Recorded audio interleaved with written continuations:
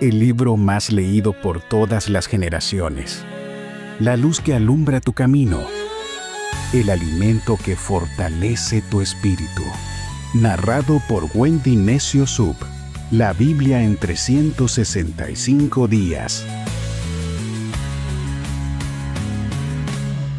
Día 28 de 365 días. El perdón sin límites. Hola a todos y bienvenidos al día 28 de enero de nuestro reto de la Biblia en 365 días. Qué alegría saber que seguimos avanzando juntos en este viaje transformador a través de la palabra de Dios. Hoy quiero felicitarte porque estamos logrando algo increíble. Hemos leído ya 100 capítulos de la Biblia. Sí, 100 capítulos. Esto incluye los 50 capítulos de Génesis, 5 de Éxodo, 18 de Mateo, 22 de Salmos y 5 de Proverbios. ¿Tú sabes qué significa esto? Que tu esfuerzo no pasa desapercibido, porque cada capítulo leído es un paso más cerca de Dios. Y Él debe estar sonriendo al verte comprometido, al verte estudiando la Biblia, al verte escuchando la palabra de Dios, cómo tu fe crece. La lectura de la Biblia no solo nos transforma, sino que abre la puerta para que los milagros ocurran en nuestras vidas. Si tú estás aquí, es porque anhelas crecer espiritualmente. Y créeme, Dios tiene grandes cosas para tu vida este año. Las lecturas para el día de hoy las encontramos en Éxodo capítulo 5, a partir del verso 22 hasta el capítulo 7, verso 25. Mateo capítulo 18, del verso 21 hasta el capítulo 19, verso 12. Salmos capítulo 23, versos del 1 al 6. Proverbios capítulo 5, versos del 22 al 23. Vamos a sumergirnos en las Escrituras y permitir que Dios hable a nuestro corazón. Oremos juntos. Dios, que cada capítulo que leo o que escucho, tu palabra me sea revelada. Que yo vea cosas que Wendy no dice, pero que tú estás hablando a mi corazón. Gracias porque sé que tu amor inagotable está sobre mi vida. Gracias porque yo sé que tú estás obrando con poder en mi familia. Gracias, Dios, porque tu perdón para mí no tiene límites. Ayúdanos a reflejar tu gracia. Ayúdanos a perdonar a otros. Ayúdanos, Dios, a caminar contigo todos los días, a no dejar este compromiso que tenemos de buscarte, a seguirte buscando con esmero, a seguirte buscando en oración, a todos los días tocar la puerta con perseverancia, con insistencia, Dios. Bendice a cada persona que esté escuchando este episodio, que tu presencia los inunde, que los fortalezca y que sea esa guía de su camino, Dios. Que milagros ocurran en sus vidas porque nosotros estamos permaneciendo en tu palabra. Oramos hoy en el nombre de Jesús. Amén. Comenzamos. Éxodo 5, verso 22. Entonces Moisés fue ante el Señor y protestó: Señor, ¿por qué trajiste toda esta desgracia a tu propio pueblo? ¿Por qué me enviaste? Desde que me presenté ante el faraón como tu vocero, él se ha vuelto aún más brutal contra tu pueblo, y tú no has hecho nada para rescatarlos. Capítulo 6. Entonces el Señor le dijo a Moisés: Ahora verás lo que le haré al faraón. Cuando él sienta el peso de mi mano fuerte, dejará salir al pueblo. De hecho, él mismo los echará de su tierra. Dios también le dijo: Yo soy Yahvé, el Señor. Me aparecí a Abraham, a Isaac y a Jacob como el Shaddai, el Dios Todopoderoso. Pero a ellos no les revelé mi nombre, Yahvé, y reafirmé mi pacto con ellos, mediante el cual prometí darles la tierra de Canaán, donde vivían como extranjeros. Puedes estar seguro de que he oído los gemidos de los israelitas, que ahora son esclavos de los egipcios, y tengo muy presente mi pacto con ellos. Marca eso, que Dios tiene presente su pacto contigo. Por lo tanto, dile al pueblo de Israel: Yo soy el Señor. Te libertaré de la opresión que sufres y te rescataré de tu esclavitud en Egipto.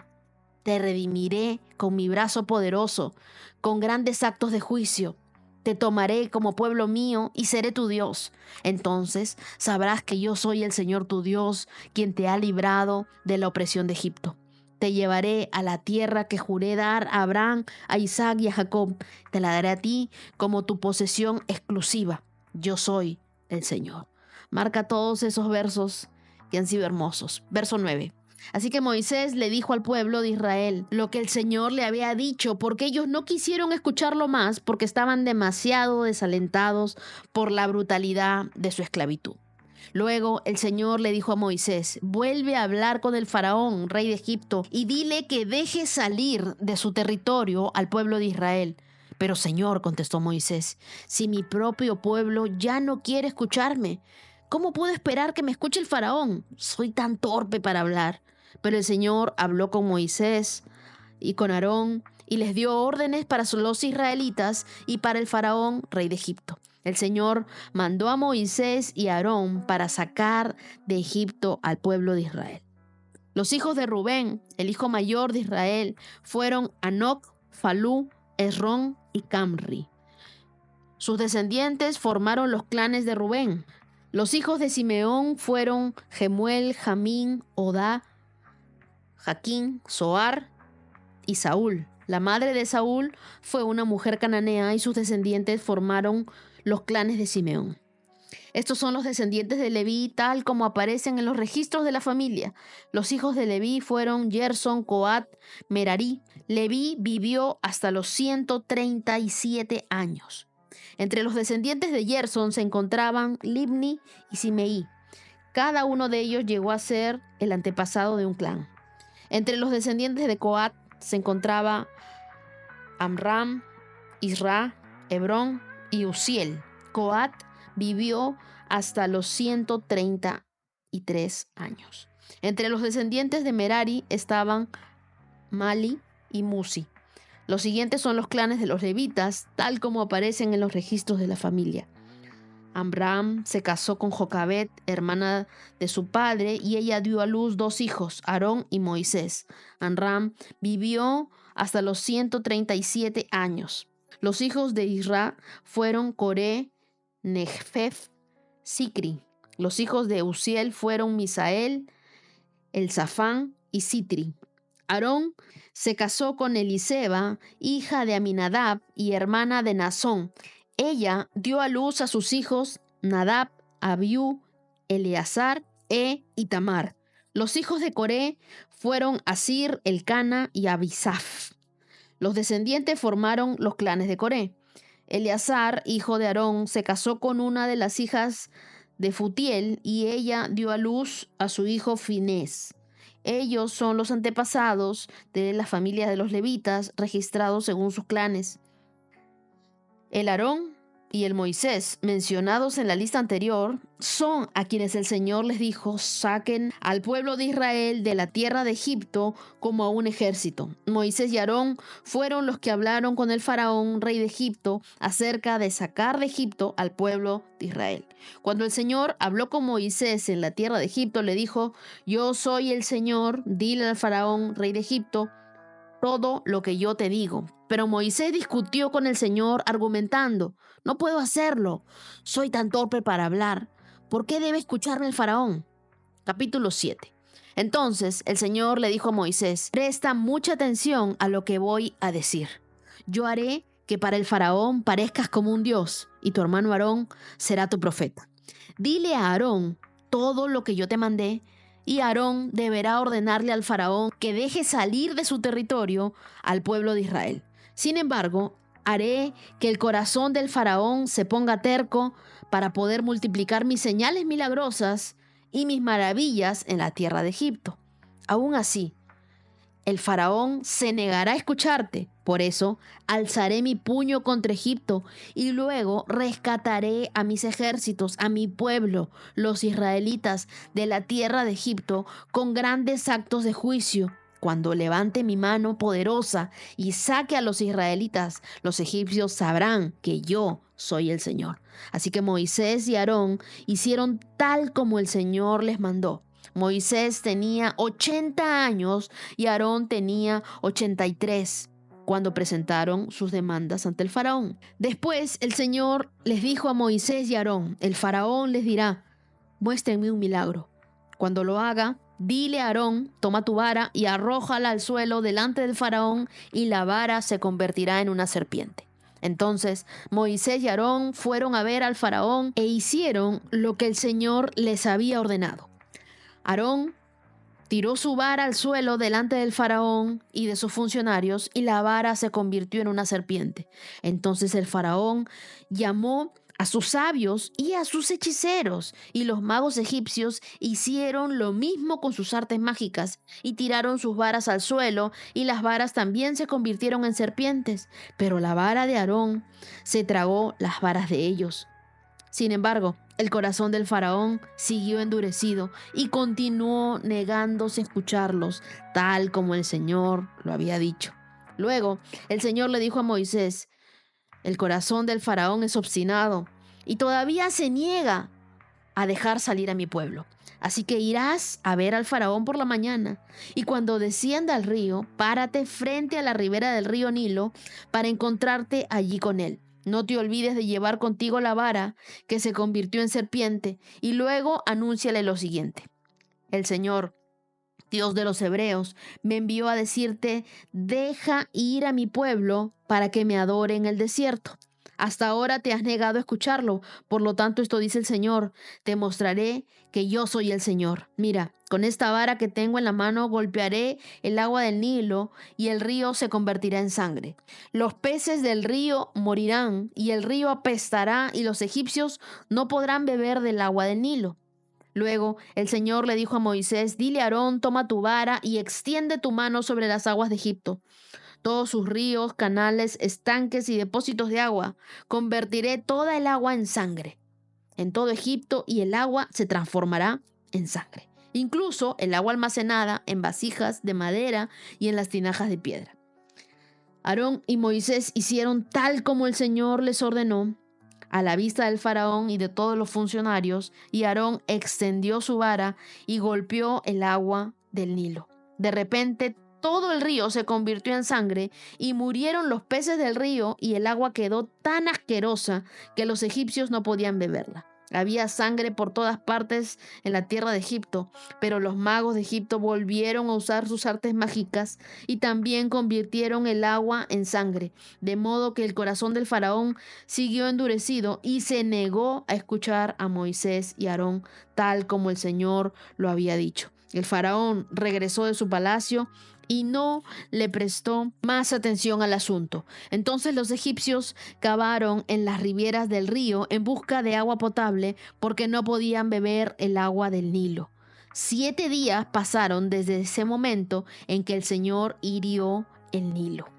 Éxodo entonces es la historia de un niño hebreo, Moisés, que primero llega a ser príncipe del palacio del faraón y luego se convierte en un fugitivo en el desierto. Más adelante vemos que Dios se le aparece en una zarza para que vaya a Egipto a liberar a su pueblo, y finalmente, después de discutir con Dios innumerables veces y de argumentarle a Dios, Moisés decide ir a confrontar al faraón, y luego comienzan las plagas por el terco corazón que tenía el faraón.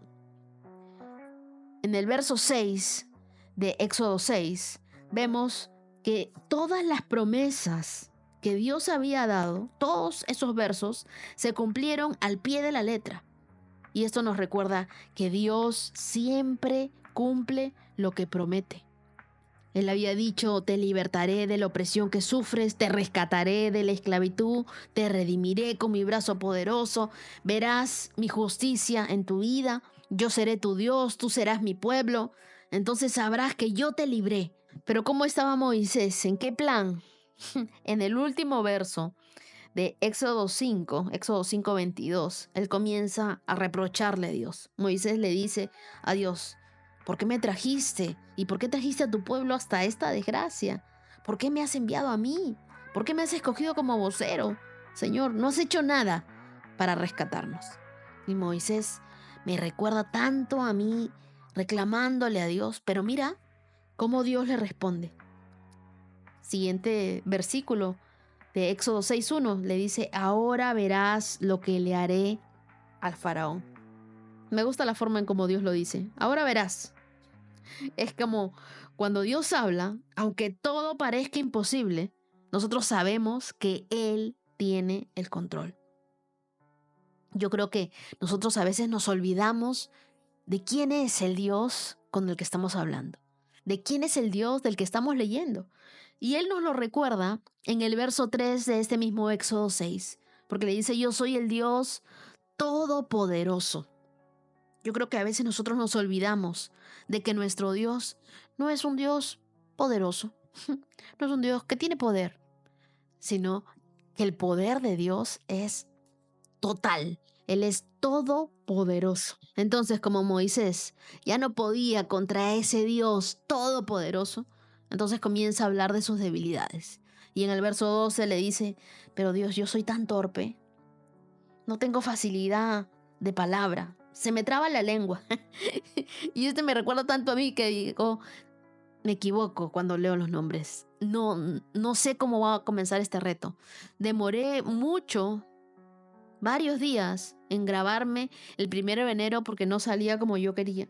Y Moisés siempre le decía a Dios: se me traba la lengua, no sé cómo voy a hablar, qué voy a decir. Y son parte de muchas de las cosas que nosotros le decimos a Dios. ¿Pero por qué me has escogido a mí? Pero al final, con equivocaciones, con errores, uno lo hace y lo hace por obediencia. Y es que Dios no necesita que nosotros seamos perfectos, solo quiere que nosotros seamos obedientes. Y Él usa nuestras debilidades y esas debilidades las va convirtiendo en fortalezas.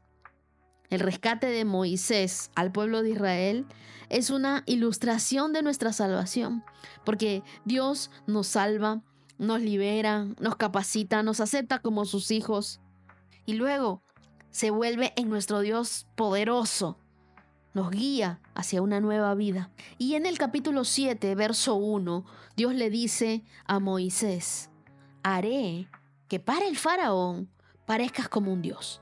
En otras palabras, le estaba diciendo: Moisés, vas a ser enviado por mí ante el faraón con autoridad. Yo te voy a dar una autoridad divina. Y es que cuando Dios nos envía a nosotros a hacer algo, Él nos equipa. No estamos solos, Dios está con nosotros. Ya al faraón, la mayoría de la gente lo consideraba un dios. Pero Dios, nuestro Dios todopoderoso, le estaba dando autoridad a Moisés y a Aarón. En el verso 10 vemos cómo entonces Moisés y Aarón fueron a ver al faraón e hicieron lo que el Señor les había ordenado. Y es que Dios obra siempre por nuestra obediencia. La fe siempre va a producir milagros visibles.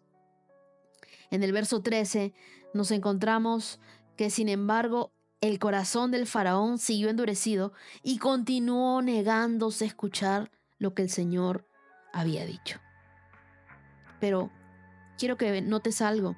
La resistencia del faraón nunca detuvo el plan de Dios. El plan de Dios se continuó efectuando. Y es que aunque tú no veas resultados inmediatos en tu vida, hoy confía en que Dios está obrando. Confía en que Dios tiene un plan que es mejor que el tuyo. Muchos de nosotros oramos y esperamos que Dios nos dé una respuesta inmediata. Y decimos: bueno, pero tengo tanto tiempo orando por lo mismo y nada sucede. Tú piensas que nada sucede, pero Dios está obrando en tu vida.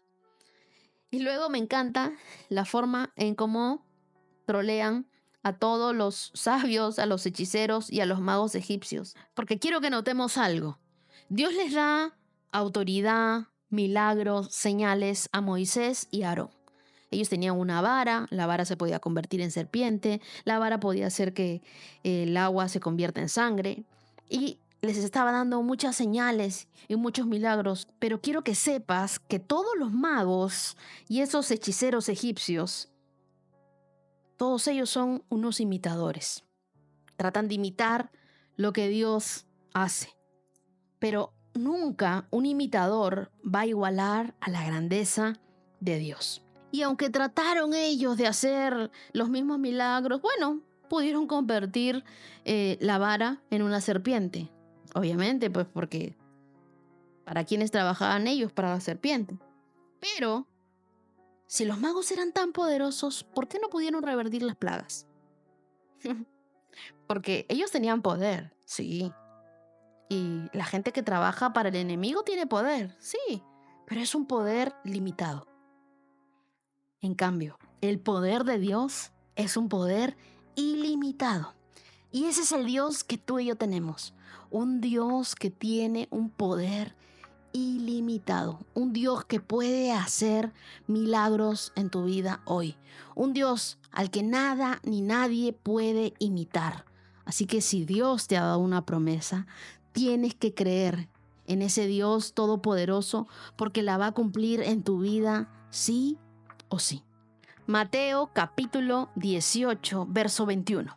Luego Pedro se le acercó y preguntó: Señor, ¿cuántas veces debo perdonar a alguien que peca contra mí? ¿7 veces? No 7 veces, respondió Jesús, sino 70 veces 7. Por lo tanto, el reino del cielo se puede comparar a un rey que decidió poner al día las cuentas con sus siervos que le habían pedido prestado dinero. En el proceso, le trajeron a uno de sus deudores que le debía millones de monedas de plata y no podía pagar, así que su amo ordenó que lo vendieran junto con su esposa y sus hijos y todo lo que poseía para pagar la deuda. El hombre cayó de rodillas ante su amo y le suplicó: por favor, tenme paciencia y te lo pagaré todo. Entonces el amo sintió mucha lástima por él y lo liberó y le perdonó la deuda. Pero cuando el hombre salió de la presencia del rey, fue a buscar a un compañero, también siervo, que le debía unos pocos miles de monedas de plata. Y lo tomó por el cuello y le exigió que le pagara de inmediato. El compañero cayó de rodillas ante él y le rogó que le diera un poco más de tiempo. Ten paciencia conmigo y yo te pagaré, le suplicó. Pero el acreedor no estaba dispuesto a esperar e hizo arrestar al hombre y lo puso en prisión hasta que pagara toda la deuda. Cuando algunos de los otros siervos vieron esto, se disgustaron mucho y fueron ante el rey y le contaron todo lo que había sucedido. Entonces el rey llamó al hombre al que había perdonado y le dijo: siervo malvado, te perdoné esta tremenda deuda porque me lo rogaste. ¿No deberías haber tenido compasión de tu compañero, así como yo tuve compasión de ti? Entonces el rey, enojado, envió al hombre a la prisión para que lo torturaran hasta que pagara toda la deuda. Eso es lo que les hará mi Padre Celestial a ustedes si se niegan a perdonar de corazón a sus hermanos. Capítulo 19 de Mateo. Cuando Jesús terminó de decir esas cosas, salió de Galilea y descendió a la región de Judea, al oriente del río Jordán. Grandes multitudes lo siguieron y él sanó a los enfermos. Unos fariseos se acercaron y trataron de tenderle una trampa con la siguiente pregunta: ¿se permite a un hombre que se divorcie de su esposa por cualquier motivo? Y Jesús respondió: ¿no han leído las Escrituras? Ahí está escrito de que desde el principio Dios los hizo hombre y mujer. Y agregó: esto explica por qué el hombre deja a su padre y a su madre y se une a su esposa. Los dos se convierten en uno solo. Como ya no son dos, sino uno, que nadie separe lo que Dios ha unido. Entonces le preguntaron: ¿por qué dice Moisés en la ley que un hombre podría darle a su esposa un aviso de divorcio por escrito y despedirla? Y Jesús contestó: Moisés permitió el divorcio solo como una concesión ante la dureza del corazón de ustedes, pero no fue la intención original de Dios. Y les digo lo siguiente: el que se divorcia de su esposa y se casa con otra comete adulterio, a menos que la esposa le haya sido infiel. Entonces los discípulos le dijeron: si así son las cosas, será mejor no casarse. No todos pueden aceptar esta palabra, dijo Jesús, solo aquellos que reciben la ayuda de Dios. Algunos nacen como eunucos, a otros los hacen eunucos y otros optan por no casarse, por amor al reino del cielo. El que pueda, que lo acepte. ¿Cuántas veces debo perdonar? Miren, los rabinos enseñaban que las personas debían perdonar, pero solo 3 veces. Entonces Pedro, procurando ser especialmente generoso, le preguntó a Jesús, ¿cuántas veces debo perdonar? ¿Hasta 7? Y Jesús le contestó que debía ser 70 veces, dando a entender que ni siquiera debemos llevar la cuenta de las veces que perdonamos a alguien, sino siempre debemos perdonar a quienes se arrepienten sinceramente, no importa cuántas veces nos pidan perdón. Entonces Jesús nos enseña que el perdón no tiene límites, porque Jesús no limita el perdón. Él lo establece como un estilo de vida.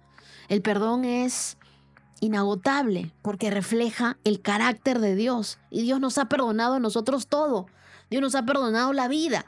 Dios nos ha perdonado todas las cosas que nosotros hemos hecho. Y Dios no lleva una lista de todas nuestras faltas. Porque alguno podrá decir, ya bueno, 70 por 7 son 490. Bueno, yo no he fallado 490 veces. Dios todavía me puede seguir perdonando. No. El perdonar no es un sentimiento, es una decisión de fe que libera tanto al ofensor como al ofendido. Nosotros vemos en la historia que cuenta Jesús que el primer hombre había sido perdonado de una deuda de millones, pero que no podía perdonar al siervo que le debía unos pocos miles. Y que yo quiero que tú te pongas a pensar, nosotros a Dios le tenemos una deuda de millones, pero a veces no le perdonamos lo que nos han hecho a nosotros miles. Ponte a pensar en esa gran diferencia.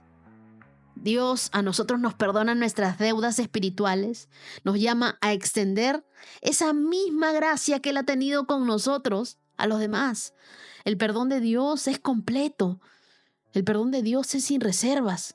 Cada vez que yo le he pedido perdón a Dios, Dios no se acuerda, no me saca en cara al día siguiente lo que yo le hice, porque hemos recibido de su gracia y no podemos retenerla de otros.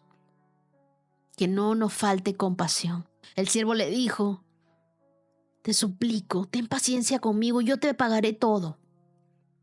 Yo sé que hay gente que no nos ha suplicado perdón, pero cuando nosotros no perdonamos, negamos a otros la misma gracia que tanto anhelamos recibir. Negarte a perdonar es beber veneno esperando que la otra persona se muera. Si tú no perdonas, tú te tragas el veneno, porque hay consecuencias por no perdonar. Cuando tú no perdonas, tu corazón se endurece, se afectan todas tus relaciones. Eso te aparta de la gracia de Dios. Rick Warren dice que el perdón no cambia tu pasado, pero transforma tu futuro. Y tú me podrás decir, pero Wendy, para ti es fácil perdonar.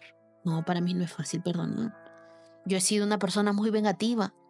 Yo he sido una persona dura para perdonar. Pero ¿sabes qué?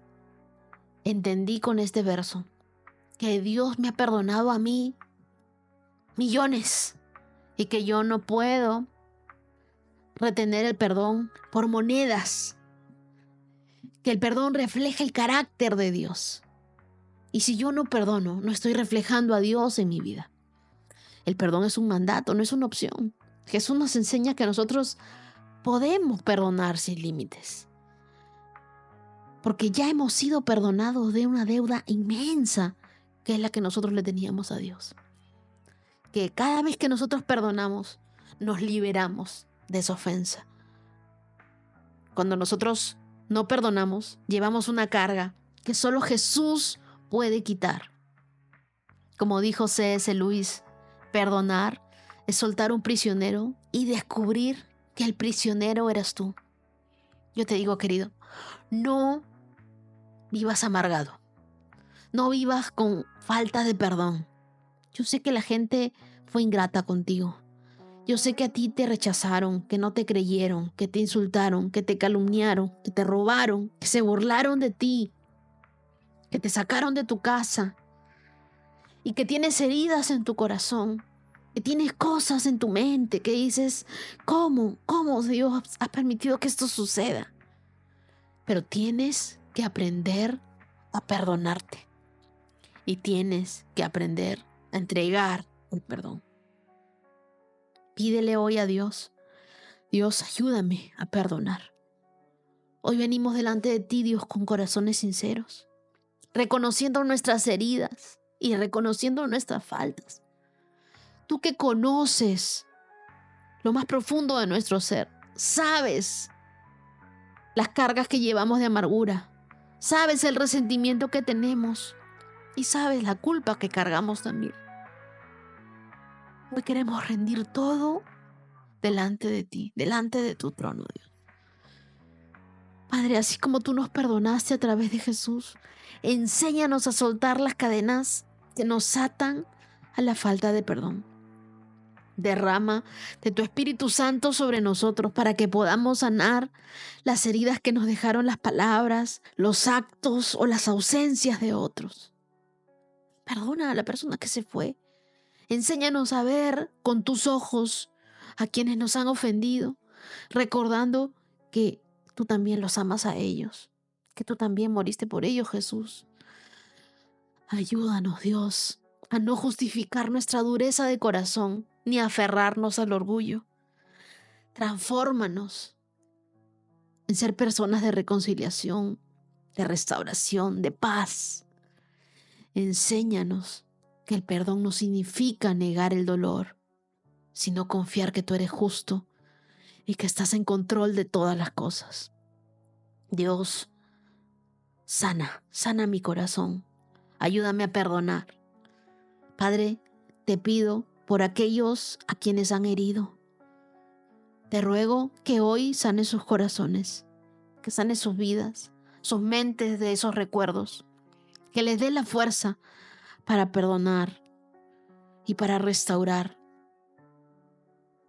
para vivir en libertad, Dios. Libéralos hoy del peso, de las culpas, del resentimiento, de su pasado. Hoy escogemos perdonar, así como tú nos has perdonado, no en nuestras fuerzas, sino en tu amor. Yo hoy me siento amada por ti, así que te pido que a todos los que tú en algún momento nos has mostrado amor y perdón, nos ayudes también a perdonar. Enséñanos a amar como tú amas. Haznos humildes, valientes, que tu paz inunde hoy nuestros corazones y que al perdonar experimentemos de tu gracia, de tu libertad. Tú vas a decirlo hoy: Dios, yo perdono. En el nombre de Jesús, perdono. Y te pido que sanes mi corazón para vivir en paz. Salmo 23, del 1 al 6. El Salmo 23 es una promesa de cuidado, de provisión y de paz. Dice: el Señor es mi pastor, tengo todo lo que necesito. Vamos a leerlo como si fuera una declaración, vamos a leerlo con el corazón. En verdes prados me deja descansar, me conduce junto a arroyos tranquilos. Él renueva mis fuerzas, me guía por sendas correctas y así da honra a su nombre. Aún cuando yo pase por el valle más oscuro no temeré, porque tú estás a mi lado. Tu vara y tu cayado me protegen y me confortan. Me preparas un banquete en presencia de mis enemigos. Me honras ungiendo mi cabeza con aceite. Mi copa se desborda de bendiciones. Ciertamente, tu bondad y tu amor inagotable me seguirán todos los días de mi vida, y en la casa del Señor viviré para siempre. Tú y yo deberíamos marcar todo el Salmo 23 porque es hermoso, es una declaración de amor de Dios para nosotros. Si Dios es tu pastor, Él te guía. Dios no solamente cuida de ti, sino que también satisface todas tus necesidades. Yo hoy hablo para todas aquellas personas que dicen: yo necesito que Dios provea para mí. Yo tengo deudas, tengo cosas que pagar, tengo sueños por cumplir, tengo viajes por hacer y necesito que Dios supla para mí, que Él sea mi proveedor. No conocerás que Dios es todo lo que necesitas hasta que Él sea todo lo que tienes. Dile: Dios, quiero conocerte como mi pastor. Quiero que tú seas mi pastor, que tú proveas para mí. Verso 2 dice: en verdes prados me deja descansar. Si tú estás agobiado el día de hoy, Pídele a Dios nuevas fuerzas, que Él renueve tus fuerzas, que te dé fuerzas, pero como las del búfalo. El verso 4 nos recuerda que aun cuando pasemos por el valle oscuro, no estamos solos. A veces nosotros decimos, bueno, pero estoy sola, no hay nadie quien venga a visitarme, no hay nadie quien me ayude con esto. Pero la Biblia dice que Él es tu protección, que Él es tu dirección, que Él está con nosotros. Dice, no temo porque tú estás a mi lado. Aquellas personas que van a entrar a una sala de operación, no temas porque Dios está a tu lado. Y dice, me preparas un banquete en presencia de mis enemigos. Cuando Dios está contigo, no importa quién está contra ti, Él puede más. Ay de los que se meten contigo. Y por último, ciertamente tu bondad y tu amor inagotable me seguirán. El amor de Dios no tiene fin y su bondad nos persigue incluso cuando no podemos verla. Mira, tú caminas por esta tierra y te persiguen la bondad y el amor de Dios todos los días de tu vida. Todos los días de tu vida. De repente no los ves, pero te persiguen la bondad y el amor inagotable de Dios.